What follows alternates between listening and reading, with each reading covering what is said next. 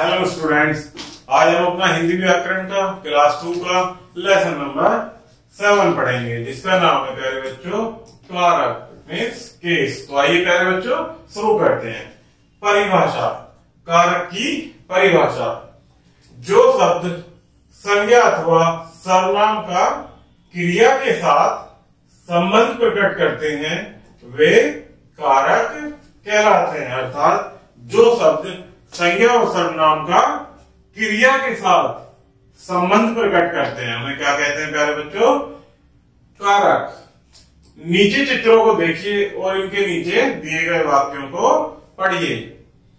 पेड़ पर पक्षी बैठे हैं। कहां बैठे हैं प्यारे बच्चों पक्षी? पेड़ पर। मल्लाह ने नाव चलाई। किसने नाव चलाई? मल्लाह ने। तो इसमें क्या कहा गया प्यारे बच्चों कि ऊपर दिए गए वाक्यों में पर तथा ने, ये वाला ने शब्द चिन्ह संज्ञा शब्दों का क्रिया से संबंध बता रहे हैं। अर्थात ये में और पर क्या है कि संज्ञा का क्रिया से संबंध बताने वाले शब्द। अर्थात पेड़ क्या है? संज्ञा। और क्रिया क्या है?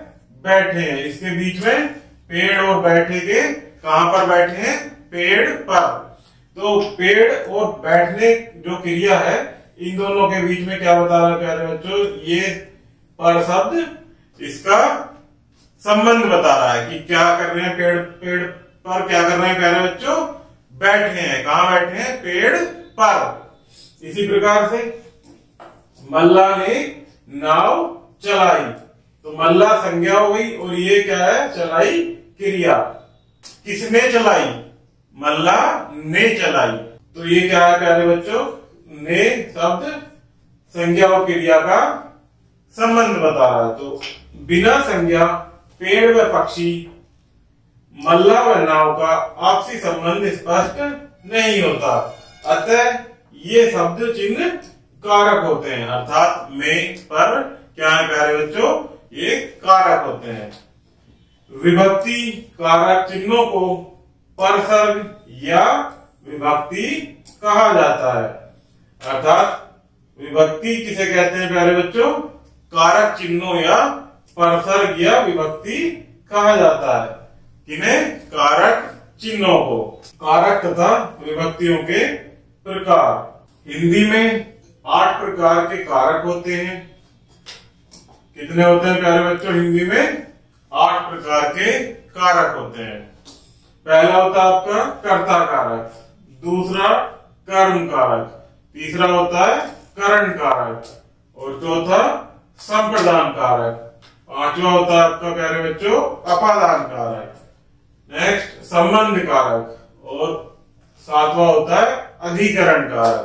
इसी प्रकार से 8वां संबोधन कारक। ये क्या है प्यारे बच्चों? हमारे हिंदी के 8 कारक। अब आगे देखेंगे प्यारे बच्चों विभक्ति कारक और उनके चिन्ह और उनके पहचान के लक्षण। तो इसी प्रकार से जितने हमारे 8 कारक हैं इनकी विभक्ति, चिन्ह और पहचान करने के कारण ये श्रेणी वाइज दिए गए हैं, इनको हम पढ़ेंगे। तो पहला देखते हैं प्यारे बच्चों प्रथमा विभक्ति। प्रथमा विभक्ति का कारक क्या होता है? कर्ता कारक। इसका चिन्ह क्या होता है प्यारे बच्चों? ने। इसकी पहचान कैसे करेंगे? ये कर्ता काम करने वाला होता है। अर्थात जो किसी वाक्य में कारक है वो क्या होता है प्यारे बच्चों? काम करने वाला। द्वितीय विभक्ति का कारक कौन सा प्यारे बच्चों? कर्म कारक। इसका चिन्ह क्या होता है? को। और इसकी पहचान कैसे करेंगे? क्रिया का फल जिस पर पड़ता है। अर्थात क्रिया का फल जिस शब्द पर पड़ता है उसे क्या कहते हैं प्यारे बच्चों? द्वितीय कारक, जिसका चिन्ह क्या होता है? को। इसी प्रकार से तीसरा है तृतीय विभक्ति का कारक क्या होगा? करण। से के द्वारा इसका चिन्ह होता है और पहचान कैसे करते हैं कि जिसके द्वारा काम किया जाता है। से या के द्वारा। ये क्या होता है प्यारे बच्चों? इसका चिन्ह। चतुर्थ श्रेणी में क्या होता है कारक? संप्रदान। ये और इसका चिन्ह क्या होता है? संप्रदान को या के लिए। कैसे पहचान होती है? जिसके लिए काम किया जाए तो उसका क्या चिन्ह होता है? के लिए या को। इसी प्रकार से पंचमी विभक्ति का कारक क्या होता है प्यारे बच्चों? अपादान। इसका चिन्ह होता है से अलग होने का। जैसे कोई चीज किसी से अलग होती है, जैसे फैन, बिल्ली ऊपर से नीचे कूदी तो ऊपर से यानी अलग होने पर, ऊपर से नीचे आई तो ऊपर से अलग हो गई तो ऊपर से नीचे आई। इसका चिन्ह क्या हुआ प्यारे बच्चों? से। अर्थात जिससे वस्तु अलग होती है क्या होता है वो? अपादान कारक। षष्ठी विभक्ति होती है, इसका कारक क्या होता है? संबंध। संबंध का चिन्ह का, की, के, रा, री, रे। क्या होते हैं ये? संबंध कारक के चिन्ह जो संबंधों को जोड़ता है उसे क्या कहते हैं प्यारे बच्चों? संबंध कारक। इसी प्रकार से सप्तमी अधिकरण कारक। सप्तमी विभक्ति का कारक क्या होता है? अधिकरण। और इसके चिन्ह में, पर। कैसे पता करेंगे? जो क्रिया का आधार है। इसी प्रकार से अष्टमी का कारक क्या होता है? संबोधन। और इसका चिन्ह हो, अरे।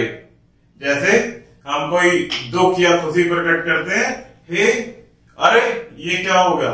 हे राम। इस तरीके से जब हम बोलते हैं तो वो क्या होता है? संबोधन कारक। और चिन्ह हे और अरे। कैसे पता चलता है? इसका लक्षण क्या है पता करने का? जिन शब्दों से पुकारा जाता है। तो प्यारे बच्चों ये हमारा कारक का लेसन पूरा समाप्त हुआ। आशा करता हूं कि आपको ये लेसन जरूर पसंद आया होगा। तो कृपया चैनल को लाइक एंड सब्सक्राइब जरूर कीजिएगा। धन्यवाद।